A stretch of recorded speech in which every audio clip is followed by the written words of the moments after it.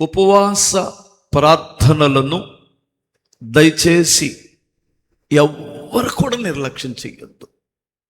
మీ జీవితంలో ఉపవాస ప్రార్థన ద్వారా జరిగే అద్భుతమైన 3 మేలుల గురించి చెబుతాను, వినండి.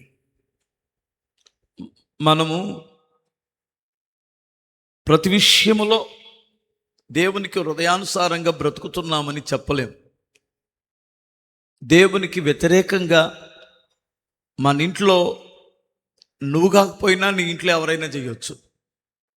దేవుడు ఇసిగిపోయి దేవుడు విడిచిపెట్టేస్తాడు ఆ కుటుంబాన్ని, అంటే కీడుకు అప్పగిస్తాడు అని అర్థం. అంటే బాధించే వారికి, ఇశ్రాయేలులు తప్పు చేసినప్పుడల్లా ఫిలిష్తీయులకో లేదంటే ఇంకొకరికో అప్పగించాడు. ఆయన కొట్టుకోలేక, ఆయన శిక్షించలేక. శత్రువుకు జాలి దయ ఉండదు కదా, అందుకని మరలా వాళ్ళకు బుద్ధి వచ్చి ఉపవాసం ఉండి ప్రార్థన చేసుకునేంతవరకు అప్పగించేస్తాడు. అప్పుడు మరలా వాళ్ళు పశ్చాత్తాపడి మొరపెడితే అప్పుడు మరలా శత్రువు చేతుల నుంచి విడిపించి ఆయన రెక్కల్లోకి తీసుకుంటాడు. అదే భక్తుడు యోవేలు ఏమన్నాడంటే, మీ వస్త్రములను కాక మీ హృదయాలను చిప్పుకొని ఉపవాస దినమును ప్రతిష్ఠించి ప్రార్థన చేసుకుంటే ఆయన చెయ్యాలి అనుకున్న కీడు చెయ్యక మాని ఆయన మేలు చేస్తాడట. అందుకని ఎందుకు మనం విడిచిపెట్టబడ్డాం, ఎందుకు దేవుడు మన ప్రార్థన వినటం లేదు అంటే ఏదో అడ్డుగా ఉండొచ్చు, ఇంట్లో ఎవరో బుద్ధిహీనులు ఉండొచ్చు. ఎగ్జాంపుల్ మీకు ఎట్లా చెప్పాలి, మోషేని దేవుడు పిలిచిన తర్వాత ఐగుప్తుకి వెళ్ళి వారిని విడిపించడానికి నాయకుడిగా వెళ్ళేటప్పుడు సున్నతి చేయించుకోకుండా వెళ్తున్నారు. పిలుపుంది, దర్శనముంది, దేవుని కరుణా కటాక్షాలు ఉన్నాయి. సున్నతి చేయించుకోవడానికి ఒకవేళ తన బిడ్డలకి చేయించుకోవడానికి భార్య ఇష్టపడలేదేమో తెలియదు. అప్పుడు త్రోవలో దేవుడు ఆయనని కీడుకు అప్పగించాలనుకుంటే తెలివైన సిప్పోరా తన భార్య వాడిగల రాయి తీసుకొని తన బిడ్డలకి సున్నతి చేయించిందట. అప్పుడు దేవుడు కీడు చేయాలనుకున్నవాడు విడిచిపెట్టాడు. పిలుపు, దర్శనం, ఏర్పాటు ఉన్నా దేవుని చిత్తానికి వ్యతిరేకంగా ఉంటే కొన్నిసార్లు దేవుడు కీడుకే మనల్ని అప్పగిస్తాడు. దాని నుండి తప్పించుకునే ఒక మార్గం ఉపవసించి ప్రార్థన చేయడం.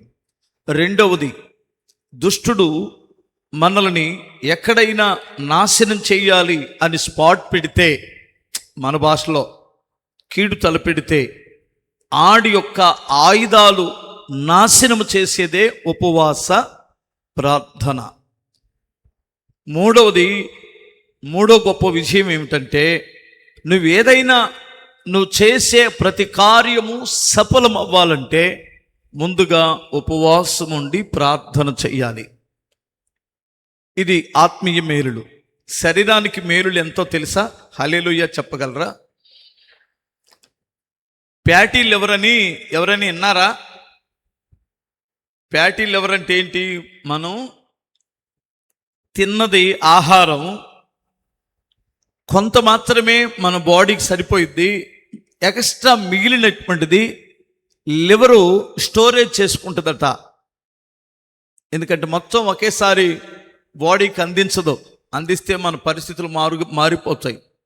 అందుకని కొంత దాచుకుంటుంది. రేపు ఆ కొంచెం తగ్గిస్తే ఈ దాచుకున్న దాన్ని రేపొద్దున ఏం చేస్తుంది? ఖర్చు పెట్టేసిద్ది. దాచి ఫ్రిడ్జ్లో దాసి వారం తర్వాత దొత్తే కుళ్ళిపోయింది కదా, ఎక్కువైపోయింది కదా. అలాగే తిన్న ఆహారం వేసిన దాని మీద వేస్తూ ఉంటాం. దానికి ఏం చేయలేక అర్థం కాక లోపల స్టోరేజీ సరిపోక, ఇప్పుడు కోల్డ్ స్టోరేజీలు ఉన్నాయి, 80,000 టిక్కీలు పెట్టాలి, 1,00,000 ఉన్నాయి, ఎక్కడ పెట్టాలి? గందరగోళం అయిపోయింది. స్టోరేజ్ చేసుకోలేక చివరికి అది డ్యామేజ్ అయింది. ఏంటది? లివరు. అర్థమవుతుందా? ఎంత తింటున్నామో అర్థం కాక తినేసి అల్లాడిపోతూ ఉంటుందట లివరు, దాని పేరే ఫ్యాటీ లివర్ అంటారు. దాంట్లో దానికి తగ్గట్టు ఇడే మందు పోస్తాడు లోపల. ఆ మందుకేమో భయంకరమైన విషయం అంట. దానికి నచ్చనటువంటి పదం ఏంటంటే, నచ్చని పదార్థం ఏంటంటే మందు. ఆ లివర్లో నుంచే రావాలి కదా ప్రతిదీ. మనం ట్యాబ్లెట్ వేసినా, మనం మందు తాగినా, ఏదైనా లివర్ దగ్గరలో నుంచే లోపలికి వెళ్ళి మరలా మన బాడీకి అందాలి. అక్కడ స్టోరేజ్ అయింది. అది కుళ్ళిపోయి నాశనం అయిపోయి దాని పేరే ఫ్యాటీ లివర్ అంటారు, లివర్ పాడైంది అంటారు. ఇప్పుడు ఉపవాసం ఉండుట వలన 3 రోజులు బంద్ చేస్తాం కదా, స్టాక్ ఉన్న దాన్ని మొత్తం ఖర్చు పెట్టేసిద్ది. ఫస్ట్ ఆనందించేది ఏంటో తెలుసు? ఉపవాసం ఉన్నప్పుడు బాడీలో లివర్. అమ్మయ్య, ఈ పనికి మనం 3 రోజులు ఆపినట్టున్నాడు రా నాయన అనుకొని చాలా హ్యాపీ అయిపోయి గెంతులేస్తుంది. ఏంటది? లివరు. హల్లెలూయా. లివర్ని ఏడిపించే వాళ్ళందరూ రోజు తినండి, దాన్ని పాడు చెయ్యండి. 3 రోజులైనా ఆపండి, దానికి రెస్ట్ ఇవ్వండి. హల్లెలూయా. అన్నయ్య, మేము 3 రోజులు కనీసం నా లివర్ కోసమైనా నేను ఉపవాసం ఉంటానన్నటువంటి వాళ్ళు హల్లెలూయా చెప్పండి. పురుషులు చెప్పరు, రారు. ఇటుదట్టు ట్రాన్స్ఫర్ అయిపోయింది. ఏంటది? పొట్ట. ఏమకు 9 నెలలలో పొట్ట కనపడదు. బాక్సులోనికి వెళ్ళిన దాకా ఆయన గర్భిణీ పోదు. నిజమండి బాబు. అందుకని నా మాట విని మీరు ఉపవాసం ఉంటే మీ పొట్ట యేసు నామములో తగ్గును గాక. ఒక ఆయన ఇట్ట అనుకుంటున్నాడు, ఎంత ఉందా అని. నీకు పెద్దగా లేదు, 6 నెలే. హల్లెలూయా. ఏమనుకోకుండా సరదాగా మాట్లాడుతున్నాను. ఈ పాడైన పొట్టలు కొన్నిసార్లు చాకీర్ లేదు కదూ, కొంతమందికి థైరాయిడ్ ఉండి వస్తుంటాయి. అయినా ఉపవాసం ఎంతో మంచిది, ఆత్మీయంగా మంచిది, శారీరకంగా కూడా మంచిది. ఒకసారి మీరు చేతులు ఎత్తండి. టైం చెప్పలేదు కదా, సారీ. శుక్రవారం ఉదయం 10 నుండి 2 గంటల వరకు, శనివారం అదే శుక్రవారం రాత్రి 7 నుండి 9:30 10 లోపు. ఓకే. అట్లాగే శనివారం ఉదయం 10 నుండి 2 గంటల వరకు, సాయంత్రం మరలా 7 నుండి 10 లోపు వరకు. 3 సార్లు 4 కోటాలు అయిపోయినాయి కదా. ఆదివారం 3 ఆరాధనలు జరుగుతాయి.